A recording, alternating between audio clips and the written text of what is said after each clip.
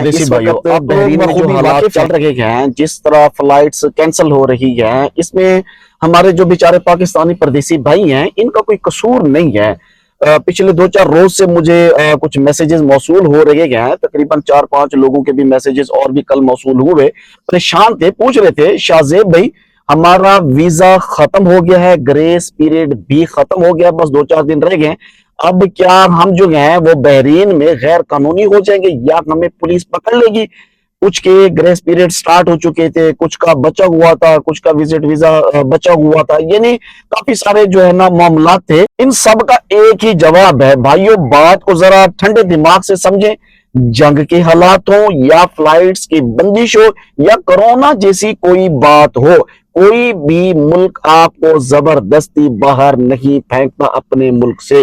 लेकिन एक बात और भी याद रखें कि वो आपके घर आकर आपका जो वीजा गया खुद ब खुद वो रिन्यू नहीं करता, एक्सटेंशन नहीं लगा के देता आपके घर में आकर। अगर आप लोग हाथ पर हाथ रखकर बैठे रहेंगे तो जब अच्छा फ्लाइट्स खुलेंगी तो हम देख लेंगे, तो याद रखें जब आप एयरपोर्ट के ऊपर पहुंचेंगे ना, तो वहां पर सिस्टम में आपका भारी जुर्माना मौजूद होगा और शायद आपको फिर ब्लैक लिस्ट भी किया जाए। और ये बात जो सऊदी अरब में मौजूद है या पूरे अरब में जो जो मौजूद हैं, तो याद रखें अगर आपने यहां से जाने के लिए जद्दोजहद नहीं की इन मौजूदा हालात में, और आपका अगर वीजा खत्म हो गया, विजिट वीजा खत्म हो गया, तो आपके ऊपर जुर्माना लग सकता है, बैन भी हो सकता है। बशर्ते ये कि आप जब एयरपोर्ट के ऊपर पहुंचे तो आपके पास प्रूफ होने चाहिए। अच्छा, अब करना क्या है, गौर से सुन लें और ये वीडियो जितना हो सके ना तमाम परदेसी भाइयों तक पहुंचाएं जो बहरीन में खासकर मौजूद हैं, ओमान में मौजूद हैं, यूएई में मौजूद हैं, दुबई में मौजूद हैं। उन सब तक ये वीडियो जरूर पहुंचाएं, शेयर करें, रिपोस्ट कर दें। हो सकता है आपके रिपोस्ट करने से किसी भाई का भला हो जाए। आप हमारी वीडियो को डाउनलोड करके आप अपने अकाउंट से भी लगा सकते हैं, किसी तक तो पहुंचेगी ना। अब आपने करना क्या है, गौर से सुन लें। सबसे पहले तो आपने अपने मोबाइल में उस फ्लाइट की जो कैंसिलेशन है उसका स्क्रीनशॉट या ईमेल आप अपने पास संभाल के रखें।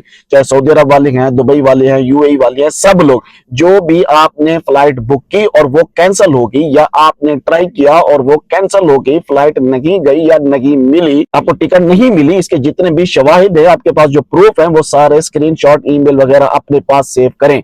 इसके बाद जो बहरीन वाले हैं खासकर, ये उनके लिए गया, वो फौरन मनामा में जो पाकिस्तानी सफारा खाना है वहां पर पहुंचे, वहां जाकर अपनी एंट्री करवाएं। अब वहां पर बताएं कि जनाब मैं जाना चाहता था, मैंने टिकट करवाई लेकिन टिकट कैंसिल हो गई या टिकट नहीं मिल रही मुझे। आप उन्हें सारे प्रूफ दिखाएं और बताएं कि यार हमारा वीजा बढ़ाने में मदद करें। जब एम्बेसी का लेटर आपके पास मौजूद होगा तो फिर बहरीन का पासपोर्ट ऑफिस आपको जुर्माने से भी बचाएगा और कानूनी तौर के ऊपर रहने की इजाजत भी दे देगा। यानी आपके पास प्रूफ लाजमी होनी चाहिए। बहरीन का जो आपका सफारत है उसका लेटर है, उसका जो है उसकी जो डाटा है वो आपके पास होना चाहिए।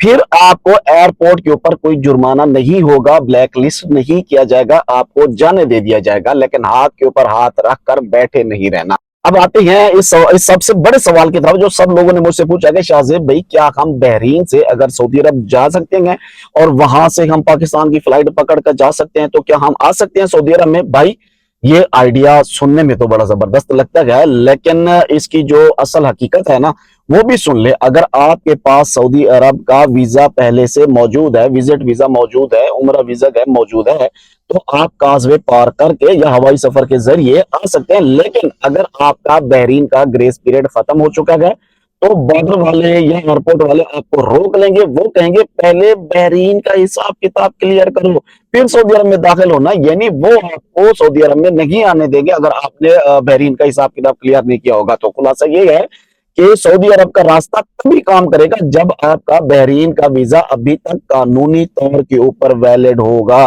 परेशान ना हो, बस थोड़ा सा अलर्ट रहें। अगर वीजा खत्म होने वाला है तो अभी हरकत में आए, कल का इंतजार ना करें। हमारी हमेशा कोशिश होती है कि आप तक हमेशा सच्ची और ऑथेंटिक मालूमात पहुंचे, ताकि किसी गलत खबर की वजह से आप किसी परेशानी में ना पड़ जाएं।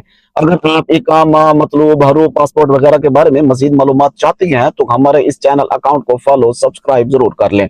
दुआ करते हैं अल्लाह तबारक व तआला पूरी दुनिया में रहने वाले तमाम परदेसी भाइयों को अपनी हिफ्ज़ व अमान में रखे। आमीन या रब्बल आलमीन।